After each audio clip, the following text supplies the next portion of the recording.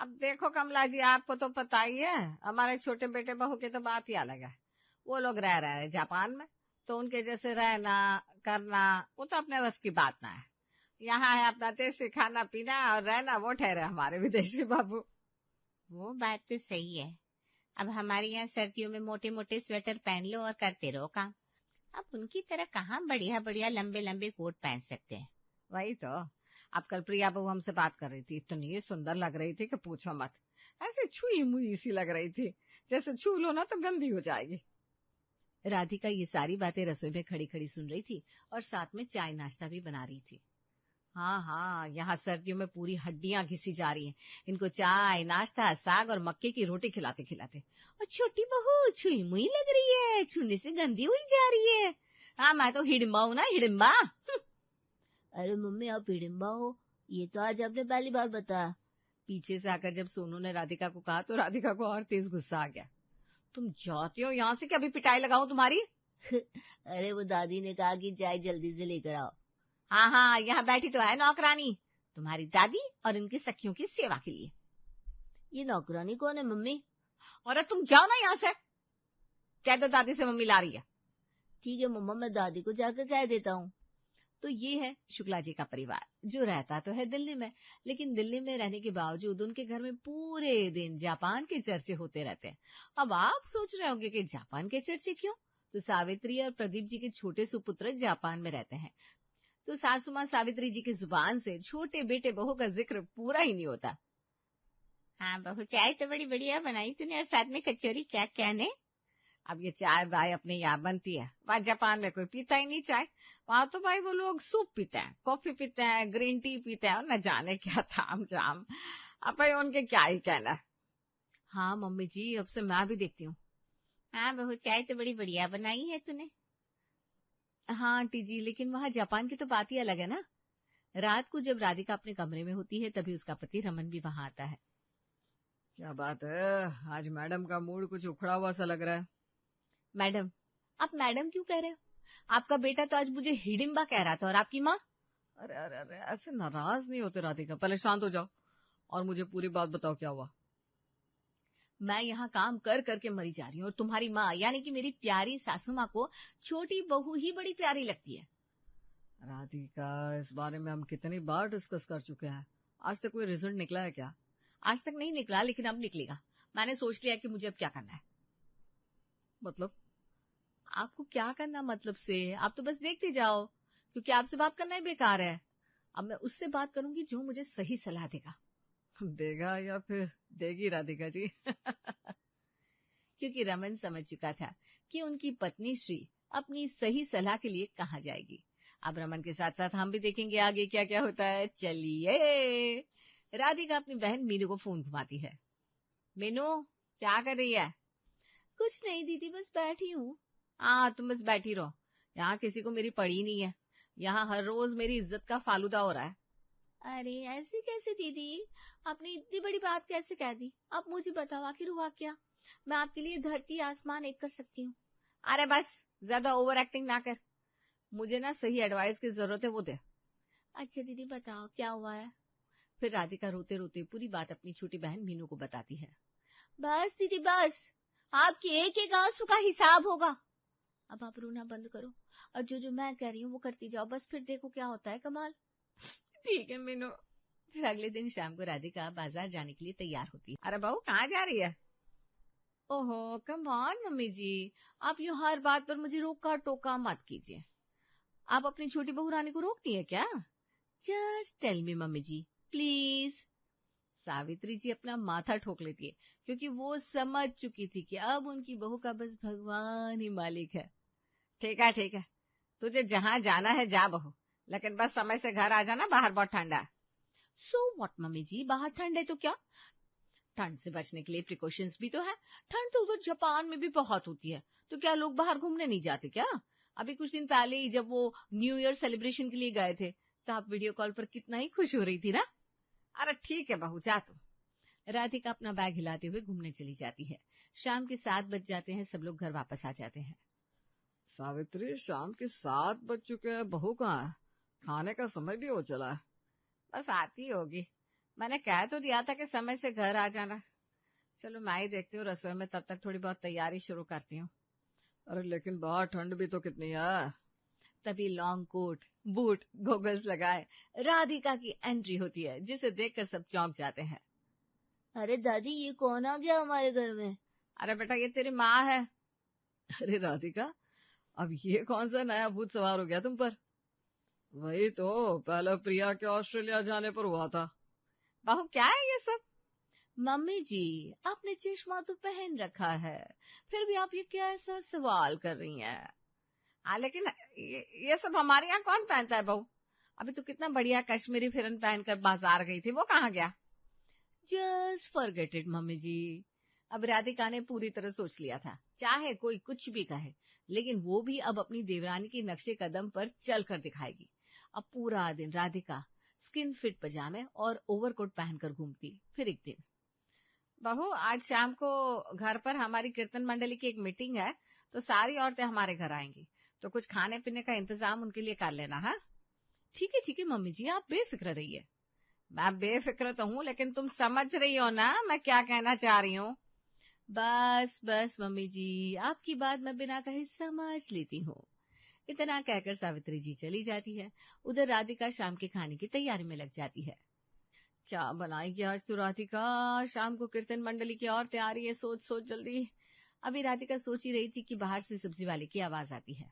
वाह राधिका वाह, अब तेरी लाइफ में सब कितना सही जा रहा है।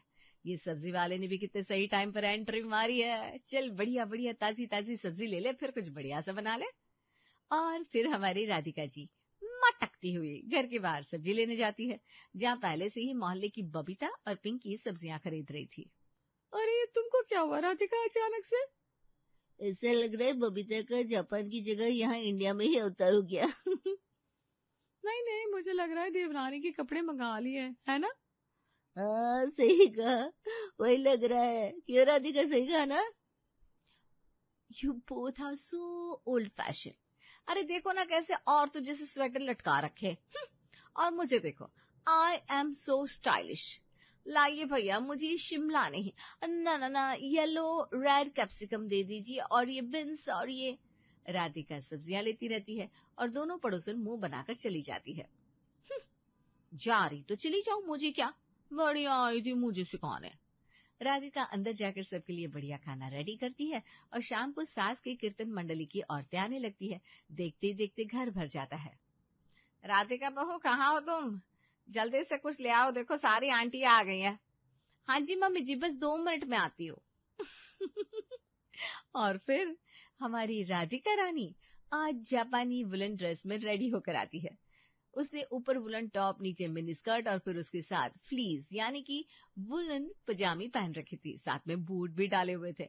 अब मोहल्ले की सारी आंटियों की आदत थी पुरानी राधिका को देखने की, लेकिन आज अब आप भी देख लो राधिका को। चमेली ये देख, पता नहीं सावित्री जी की यहाँ कौन आया है। अरे हाँ, ये पता नहीं कौन नई लड़की आ गई है। अरे सावित्री जी, ये कौन गुड़िया आ गई? लगता है कोई भतीजी है आपकी। सावित्री जी अपना माथा पीट लेती है। अरे आज तो सावित्री जी आपकी बड़ी बहू भी जापानी लग रही है, बिल्कुल छोटी बहू की तरह। ये सुनकर बसंती और चमेली जोर जोर से हंसने लगते हैं। सावित्री जी वक्त की नजाकत को देखकर सबको बीच में टोकती है। जा बहू, जाकर सबके लिए जो भी बनाया वो लेकर आ। ओके मम्मी जी, बस अभी लाई। अब आजकल के बच्चे हैं, जो अच्छा लगे वो करे। लीजिए आप सबके लिए हाजिर है गर्मा गर्म निहॉन शो। क्या ये क्या बना दिया बहू? अरे सर्दी है तो बढ़िया सी चाय बना लेती, सबको बढ़िया लगता। अरे नहीं सावित्री, अब जो बहू ने बनाया है पीना तो बनता है। देखो तो आखिर क्या बनाया है। हाँ जी आंटी जी पीजिए ना। सब लोग पीते हैं और पीते ही आप खुद ही देख लो इनकी शक्लें। अरे चमेली, ये क्या है? कौन सी बलाई है? अरे बसंती, तू तो ऐसे पूछ रही जैसे मैंने बनाया हो। अब सामने तो जापानी शेफ खड़ा है, पूछ लो उससे। बहू ये तो ना चाय है ना ये सूप है, न जाने क्या है। आंटी जी, आप ही आए थे ना उस दिन, जिस दिन मेरी सासू माँ जापान की भर भर कर तारीफ कर रही थी, तो इसीलिए मैंने निहांश बनाया है। ये चावल का पानी है जिसमें मैंने जैगरी डाली है, यानी कि गुड़। पियो पियो। बहू ये निहांशु तुझे ही मुबारक, तू जा खाने के लिए कुछ लेकर आ। अब राधिका खाने में लेकर आती है ग्रिल्ड वेजिटेबल्स, जिसे देखकर सारी औरतें भाग जाती है। और अच्छा मिली तो चलो, आज सुबह से सोचा था सावित्री जी की यहाँ कुछ अच्छा खाने पीने को मिलेगा, लेकिन यहाँ तो ये बहू जापान जापान खेल रही है। वही तो ठंड है, थोड़ा चाय के साथ ब्रेड पकौड़ा ही बना लेती। मैं तो चली। सावित्री, कीर्तन की मीटिंग कल मंदिर में ही कर लेंगे। नहीं नहीं, मंदिर में क्यों आंटी जी, अपने घर क्यों नहीं? बस ऐसे ही पूछा। सबके जाने के बाद सावित्री जी राधिका पर बहुत नाराज होती है, लेकिन राधिका पर तो जैसे जूं तक नहीं रेंग रही थी। उसको तो बस अपनी देवरानी प्रिया की तरह बनना है। ऐसे ही दिन बीतने लगते हैं। फिर एक दिन सोनू अपनी माँ के पास आता है। माँ, अगले हफ्ते हमारे स्कूल में एनुअल फंक्शन है, मैम ने आपको और पापा दोनों को आने को कहा है। हाँ बेटा, मैंने अभी थोड़ी देर पहले ही देखा, तेरे स्कूल से मैसेज आया है। जरूर जरूर, हम दोनों भी आएंगे। शाम को जब रमन घर आता है तो राधिका उसे सोनू के एनुअल फंक्शन के बारे में बताती है। सुनिए ना, वो सोनू के स्कूल में फंक्शन है तो आप भी अपने ऑफिस से छुट्टी ले लेना। ठीक है मैडम साहिबा, जो आपका हुक्म। लगता है आज पतिदेव का मूड ठीक है, तो आज ही इनसे शॉपिंग के लिए पैसे मांग लेती हूँ। सुनो ना, मुझे कुछ पैसे चाहिए, बच्चे के स्कूल में फंक्शन है तो। अरे बच्चे के स्कूल में फंक्शन है राधिका, कोई मेरी बुआ या तुम्हारी मौसी के बेटे बेटे की शादी नहीं है ना। मुझे पैसे चाहिए, आफ्टर ऑल मुझे सबसे अलग जो लगना है। ठीक है भाई, दे दूंगा। अब राधिका पूरी तरह से अपने आप को फिर से यूनिक दिखाने के चक्कर में लग जाती है। फिर देखते देखते वो दिन भी आ जाता है जिस दिन सोनू के स्कूल में फंक्शन था। राधिका तैयार होकर जब बाहर आती है तो रमन और सोनू देखकर चौंक जाते हैं। अरे ये क्या है राधिका, ये क्या पहन रखा है? चलो रहने दीजिए, आप क्या जानो यूनिक क्या होता है। और ये है जापानी ड्रेस, देखो मम्मी जी कैसे लग रही है मुझ पर। अरे इसके लिए मैंने पूरे 1 हफ्ते मेहनत की है, तब कहीं जाकर मुझे बुटीक वाली ने ये ड्रेस बना कर दी है। और देखो तो साथ में ये मैचिंग हैंड फैन भी है। चलो सोनू, लेट हो रहा है, निकलते हैं। हाँ, मेरी तो ये मानने से रही। तीनों स्कूल पहुंचते हैं। वहां सब राधिका का बहुत मजाक बनाते हैं, लेकिन राधिका को लगता है कि सब उसकी तरफ इसलिए देख रहे हैं क्योंकि वो सबसे हटकर लग रही है। राधिका बार बार अपने फैन को यूं हिला रही थी जैसे कि वाकई में वो जापान से आई हो। चलो मम्मी, सबने देख लिया, अब बस अब घर चलो। सच्ची सब मेरी तारीफ कर रहे थे ना? मेरे सारे दोस्त हंस रहे हैं मम्मी। है, तू कुछ नहीं जानता, तू छोटा है सोनू। तेरे सारे टीचर्स मुझे ही देख रहे थे, बच्चों के पेरेंट्स भी मुझे ही देख रहे थे। हाँ बिल्कुल सही कहा, क्योंकि ऐसा नमूना उन्होंने पहली बार ही देखा था। तीनों घर आ जाते हैं, लेकिन राधिका थी कि समझने का नाम ही नहीं ले रही थी। फिर एक दिन सावित्री जी अपनी छोटी बहू से फोन पर बात कर रही थी, जिसे दरवाजे के पीछे खड़े होकर राधिका छिपकर सुन रही थी। अच्छा, तो आज क्या बात हो रही है सास की उस जापानी बहू से? प्रिया बहू, मैंने देखे थे फोटो जो तूने भेजे थे। अरे नहीं नहीं, किचन तो बड़ी बढ़िया बनवाई है तूने। आज देखकर मन खुश हो गया। लकड़ी की रसोई, अब हमारे यहाँ ऐसी रसोई कहाँ होती है। अच्छा, तो अब लकड़ी की रसोई बनवानी पड़ेगी मुझे, तब जाकर बात बनेगी। रमन के आते ही फिर राधिका उससे लकड़ी की रसोई बनवाने की जिद पकड़ लेती है। आप देखो ना, तुम्हारी बहू ने ये नई जिद पकड़ ली, अब मैं क्या करूं, तुम ही बताओ। हे भगवान, न जाने कहाँ से सुन लेती है। मैं इतना धीरे धीरे बात करती हूँ, फिर भी न जाने इसको कहाँ से पता लग जाता है। अब कल प्रिया बहू से कह रही थी, वही बात इसने सुन ली। अब राधिका बहू ने ठान लिया है तो करना तो पड़ेगा ही कोई, नहीं तो माथे फूटेंगे हर रोज। लेकिन अब आखिर कब तक पापा? जिस दिन उसकी होशियारी उसी पर भारी पड़ जाएगी उस दिन। और पता नहीं क्यों मेरी अंतरात्मा की आवाज से लग रहा है कि बस यही आखिरी बार है। चलो भाई, तुम बनवाओ लकड़ी की रसोई, और क्या। लकड़ी की रसोई का काम बड़े जोरों शोरों से बनना शुरू हो जाता है और राधिका अपने बुआ, मामा, चाचा, मौसी, मौसा, भाभी, भैया सबको फोन कर करके बताती है कि उसके घर में लकड़ी की रसोई बन रही है। फिर कुछ दिन बाद, बहू अब रसोई तो बन गई, लेकिन इसका श्री गणेश कब होगा? ये तो मम्मी जी बताएंगे ना। मैंने बात की है पंडित जी से, उन्होंने 4 दिन बाद का मुहूर्त निकाला है, तो बस आज से ही सामान ले आओ। सारा सामान राधिका चुन चुन कर लाती है और पूजा वाला दिन भी आ जाता है। यजमान, मेरे भोजन की व्यवस्था चूल्हे पर ही की जाए। मतलब पंडित जी? सर्दियों के दिनों में मैं सिर्फ चूल्हे पर लकड़ी से बना भोजन ही ग्रहण करता हूँ। ये तो बड़ी बढ़िया बात है पंडित जी, आपके बहाने हमें भी सर्दियों में चूल्हे पर बना भोजन मिलेगा, क्यों सावित्री? हाँ, क्यों नहीं। पहले मैं हर साल पूरे सर्दियों में चूल्हे पर ही तो खाना बनाती थी। आज नई रसोई का श्री गणेश चूल्हे पर खाना बनाने से ही करो। जा बहू, उठा ला, छत पर चूल्हा रखा है ना, उसी पर बना ले। हाँ, इसमें परेशानी की क्या बात है। पंडित जी आप जैसा कहेंगे मैं वैसे ही बना दूंगी। पूजा के पश्चात प्रदीप जी मंदिर से कुछ सामान लाने चले जाते हैं। उधर सावित्री जी पड़ोसियों को प्रसाद देने। आइए आइए पंडित जी, आप और मैं छत पर आराम से बैठकर धूप में भोजन ग्रहण करेंगे। इतना बोलकर वो लोग भी छत पर आ जाते हैं। इधर राधिका खाना बनाना शुरू कर देती है और देखते ही देखते लकड़ी की रसोई में आग लगनी शुरू हो जाती है, लेकिन राधिका को पता ही नहीं चलता। कुछ बदबू सी आ रही है। लगता है लकड़ी की रसोई में आज पहली बार खाना बन रहा है ना, शायद इसलिए। मैं भी ना कुछ ज्यादा ही सोचती हूँ। देखते ही देखते आग पकड़ने लगती है। तभी रमन को छत पर कुछ बदबू सी लगती है। वो भागता हुआ नीचे आता है। राधिका ये क्या है भाई, ये देखो लकड़ी ने आग पकड़ लिया। तभी सावित्री और प्रदीप जी भी घर आते हैं। अरे सत्यानाश हो इस लकड़ी की रस्सियों का, देखो भाई कैसे जल रही है। मैंने कहा था ना, मुझे लग रहा है बस ये आखिरी बार है। राधिका एकदम शांत चुपचाप सी खड़ी थी। आज उसे पता चल गया था कि उसकी होशियारी आज उसी पर भारी पड़ गई थी। मुझे लगता है अभी भी तुमको समझ में नहीं आया कि हमारे और उनके कल्चर और रहन सहन में कितना फर्क है। राधिका, वहां कोई हमारी तरह चूल्हा नहीं जलाता, इसलिए वहां लकड़ी की रसोई पॉसिबल है, क्योंकि वहां सिर्फ इलेक्ट्रिक चूल्हा होता है, लाइक इंडक्शन। मैं समझ गई। चलो कोई बात नहीं बहू, देर आए दुरुस्त आए। ये सुनकर सब हंसने लगते हैं।